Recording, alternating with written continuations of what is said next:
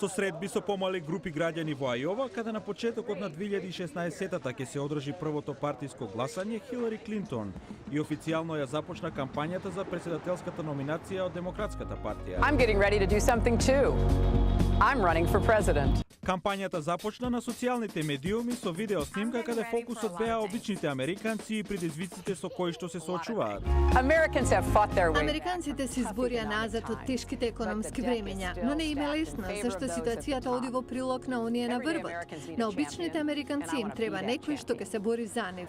Јас сакам да сум таа. Клинтон е голем фаворит за номинацијата на демократите следната година, но пред неа се и предизвици, вели аналитичарот Чарли Кук. Клинтон треба да се одвои од незиното минато. Треба да направи нешто поразлично од тоа што го правила досега. Републиканските кандидати како сенаторот Марко Рубио од Флорида токму на тоа се фокусираат. Минатото е завршено и никогаш нема да се вратиме назад.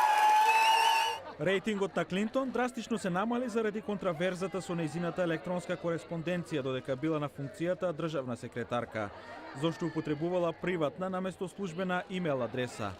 Но таа останува фактор, вели експертот Метју Далек. Многу е искусна, многу е паметна, во оваа рана фаза, освен проблемот со имейлите, таа и тимот околу неа се чини дека се подготвени за попаметна кампања.